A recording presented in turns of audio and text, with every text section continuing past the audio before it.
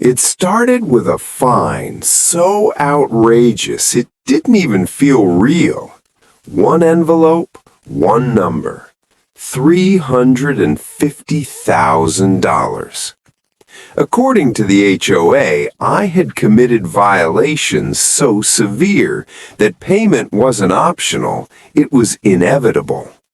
They spoke with confidence, authority, and the kind of certainty that comes from believing resistance is pointless. What they didn't know was that every letter they sent, every threat they made, and every step they took was pushing them closer to a mistake they could never undo. Because buried beneath their paperwork was a truth that would eventually flip the entire neighborhood upside down. And when it finally surfaced, there would be no undoing the damage they caused themselves. Before everything collapsed, life in the neighborhood felt almost unreal in how perfect it seemed. Streets curved gently through rows of identical homes, lawns trimmed with precision, fences aligned like they were measured by laser. It was the kind of place designed to look peaceful from the outside, the kind of community where problems were supposed to stay invisible.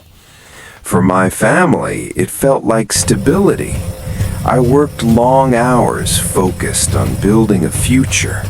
My wife, Laura, spent her days preparing for the arrival of our first child. Mornings were slow and quiet. Evenings were predictable. We believed we had found a place where nothing truly bad could happen. At first, the HOA barely registered in our lives. Occasional notices about trash bins, friendly reminders about parking, small things that felt routine, even helpful. Compliance was easy, and the rules seemed harmless enough. We assumed the structure existed to protect the community, to keep things fair and orderly. That illusion held until it didn't. Linda Parker changed everything. She wasn't just involved in the HOA, she was the HOA. Clipboard always in hand, posture rigid, expression sharp.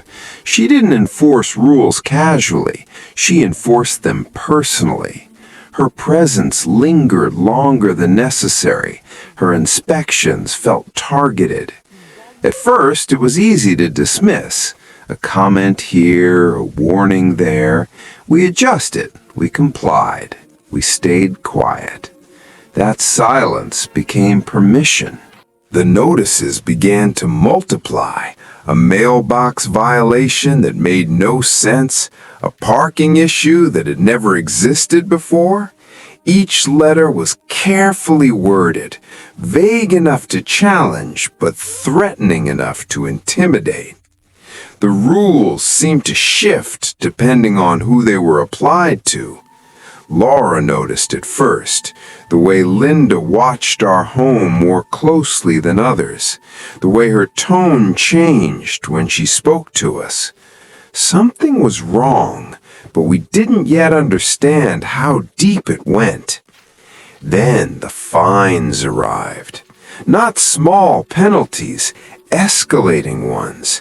Each notice carried an urgency designed to provoke panic. Deadlines tightened, appeals went unanswered. Every attempt to clarify was met with bureaucratic deflection. Stress crept into our home quietly, settling into corners that had once felt safe. Sleep became lighter, conversations shorter. The house didn't feel like refuge anymore. It felt monitored. And then the construction began. One day, machinery appeared at the edge of my property. The next, foundations were being poured. Homes, dozens of them, rose from land I had never sold, never approved, never surrendered. 96 houses authorized by the HOA as if my ownership simply didn't matter. I watched in disbelief as concrete hardened over boundaries they pretended didn't exist. Meetings were held without me. Permits were issued without consent. It was power moving at full speed, daring anyone to stop it. Neighbors whispered. Some avoided eye contact. Others watched from behind curtains. Fear kept most of them silent. Challenging the HOA meant inviting the same scrutiny, the same retaliation. I understood their hesitation, but I couldn't afford it. I documented everything. Deeds, surveys, emails, notices, photos, dates, patterns. Every delay tactic they used only strengthened my resolve. The HOA believed momentum was on their side, that once the homes were finished, the reality would be irreversible. They didn't realize that was exactly what I was waiting for. The courtroom was quiet when the evidence finally came together. Every document aligned. Every boundary clarified. The truth was undeniable. What had been framed as authority was exposed as overreach. What had been enforced as compliance was revealed as abuse. Linda Parker's confidence unraveled under scrutiny. The system she hid behind no longer protected her. When the ruling came down, it didn't explode. It settled. Ownership reaffirmed.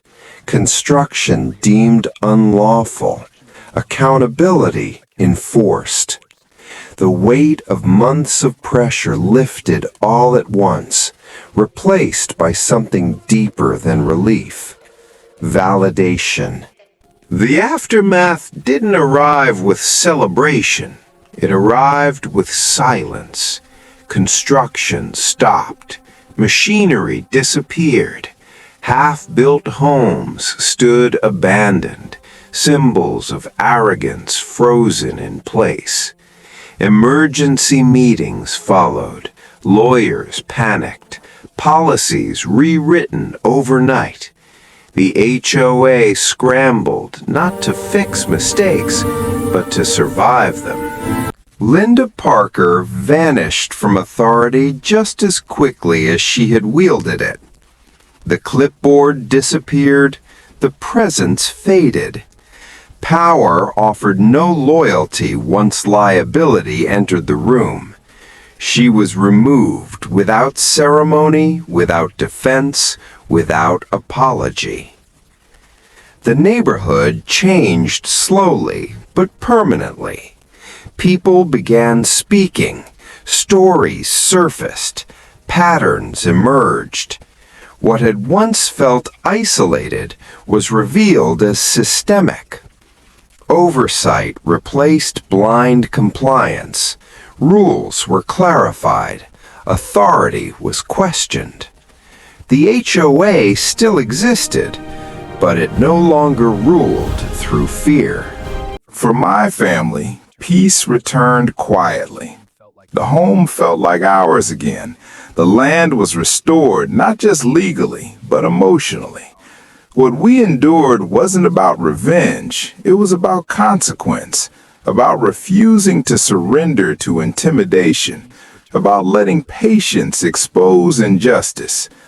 The neighborhood still looks the same today. Same houses, same lawns, same streets. But underneath it all is awareness. People know now what unchecked authority looks like. They know how close they came to losing more than property. And the question that lingers isn't about what happened here. It's about how many other neighborhoods are still quiet, still compliant, still trusting systems that haven't been tested yet, still one bad decision away from learning the same lesson the hard way.